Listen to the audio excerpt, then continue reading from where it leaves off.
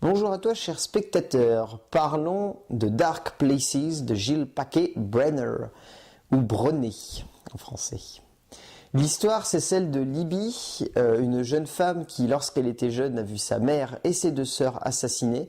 À l'époque, elle a accusé son frère, qu'elle pense toujours être coupable de cela, mais elle va être approchée rapidement par Lyle, on va dire le membre d'un grand groupe d'élucideurs de mystères, un groupe de personnes qui se réunit pour essayer de résoudre des grandes affaires criminelles, et qui vont essayer de la convaincre que ça ne serait pas forcément son frère Ben qui aurait assassiné sa famille. Donc là, on est sur un film assez intéressant sur le papier, puisque on est sur un film franco-américain, puisque Gilles Paquet-Brené est français. On est sur une adaptation d'un roman de Gillian Flynn, l'auteur de Gone Girl. Donc, sur le papier, sur un film qui peut être pas mal du tout au niveau de l'écriture. Et en plus, on a Charlize Theron au casting. Donc là, on est sur un ensemble de faits qui sont faits pour nous pousser dans une salle de cinéma. Mais malheureusement, on est très loin du bon film, malheureusement, sur Dark Places. Pas dans le sens où le film est viscéralement mauvais, dans le sens où le film semble un petit peu bâclé, dans l'idée où Gone Girl a eu un énorme succès. Il faut très rapidement qu'on adapte un autre roman de Gillian Flynn tant qu'on est encore dans le buzz. C'est un peu l'impression que donne ce film, dans le sens où il y a des relents de Gone Girl quasiment constants, dans le sens où la narration fait constamment penser à Gone Girl, dans le sens où le personnage central est une femme forte, comme celle de Gone Girl, mais surtout dans le sens où Gilles Paquet-Brené a bâclé un petit peu trop son film, et ça se ressent un petit peu trop constamment. Au niveau de l'écriture, ça se ressent dans le sens où le film est construit de manière très intelligente, le film est très bien scénarisé, le film est intelligemment et plutôt bien fait au niveau de sa narration, même si on peut toujours reprocher la voix off, mais ça c'est un parti pris de mise en scène et non d'écriture. Mais surtout, on va dire que ce qui est vraiment intéressant, c'est le sens où le film est très bien conçu comme une affaire policière, et surtout comme une rédemption pour cette jeune femme. Gone Girl ne l'était pas vraiment, donc c'est pour ça que le film est vraiment intéressant et qu'il faut éviter de trop le comparer, même si la comparaison est obligatoire et est rappelée sur l'affiche du film. Mais là, pour le coup, oui, le film se regarde à part entière, le film est vraiment très très bien construit au niveau du personnage principal, dans le sens où il est très antipathique au début et on s'y attache très rapidement pourtant. Et de ce point de vue-là, il faut vraiment très bien écrire son film pour arriver à rendre un personnage antipathique intéressant. Donc de ce point de vue-là, le film est très bien écrit.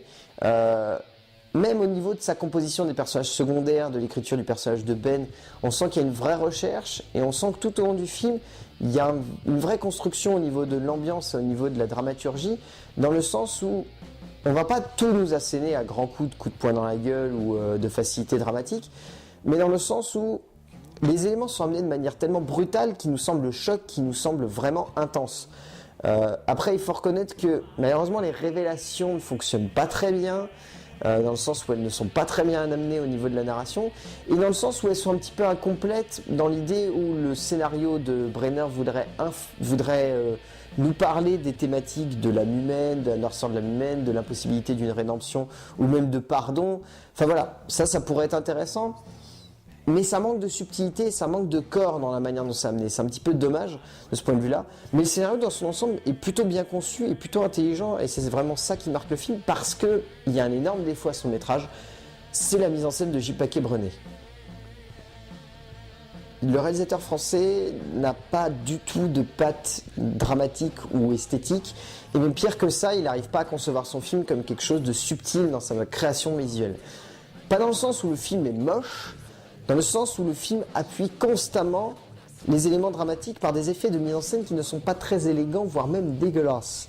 Il faut bien reconnaître que le jeu du mise au point constante avec des petits zooms et des petits recadrages dans l'image, c'est un petit peu chiant. Stop! C'est frustrant parce que cette mise en scène-là, c'est un peu apporter du rythme à une image qui n'en aurait pas besoin.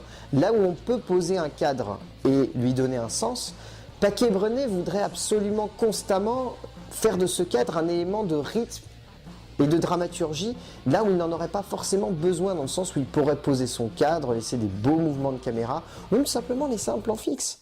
Parfois un plan fixe marche très très bien et il peut en révéler énormément, plutôt qu'un plan qui bouge constamment. Et là le problème c'est que tout le long de sa mise en scène il essaie de faire ça parce qu'on a la sensation qu'il a peur que son film ne soit pas assez bien rythmé. Pas dans le sens où le film serait vraiment mal rythmé, dans le sens où le film est un petit peu long. Il dure 1h53, et il a tendance à s'étirer un petit peu par moment, à tirer les séquences, à ne pas arriver à savoir compenser un petit peu ces éléments dramatiques. Donc de ce point de vue-là, ça se ressent. Mais voilà, dans l'ensemble, ce qu'on retient, c'est que Paquet-Brenet n'a pas réussi à mettre en scène de manière assez élégante son métrage pour le rendre vraiment captivant et vraiment passionnant uniquement grâce à son esthétique. Ce qui marque vraiment ce film d'une empreinte particulière, c'est l'interprétation de Charlize Theron. Bon, Charlize Theron est une très grande actrice, elle n'a plus rien à prouver, mais là avec ce film-là, elle campe un personnage avec beaucoup de subtilité et beaucoup d'élégance, et elle arrive vraiment à la rendre entièrement antipathique, mais terriblement délicate et douce, et ça, c'est très très bien fait de ce point de vue-là. Au niveau des acteurs secondaires, on retient surtout 3 acteurs en particulier, qui sont, dans l'ordre de préférence, Christina Hendricks, qui est absolument magnifique dans le rôle de la mère de Libby, qui est vraiment exceptionnelle. Cette actrice-là mériterait de camper un personnage principal dans un film, un de ces 4. Ça serait très bien, ça serait une très bonne idée. Parce que cette femme, non seulement d'être la femme la plus belle du monde, est absolument une actrice magnifique. Ty Sheridan, cet acteur-là, il impose une performance à chacun des longs métrages dans lesquels il joue qui marque d'une empreinte particulière, et là il est juste exceptionnel. Chloé Grace Moretz, vraiment puissante et vraiment subtile dans son interprétation. Petite mention spéciale également pour Nicolas Hoult, qui même s'il est très secondaire, malgré le fait d'être très mis en avant par les bandes annonces, est vraiment bien. Donc ouais, tous les acteurs sont bons en fait dans ce film, c'est l'énorme point sur lequel il n'y a aucune réserve à avoir. Donc oui, dans l'ensemble, Dark Places, c'est un film qui est beaucoup trop moyen pour réussir totalement à nous convaincre, dans le sens où il est plutôt bien écrit, mais où il est très mal mis en scène et où il est très bien joué. Mais voilà, ça donne la sensation d'être dans quelque chose de très moyen, de trop facile, de trop bâclé, qui aurait pu être un petit peu plus intelligemment conçu pour nous éviter simplement de nous bombarder une pub à la c'est la même auteur que Gone Girl, ça suffit à vendre un film. Donc ouais, Dark Places de Gilles Paquet-Brenet, c'est tout de même un film qui...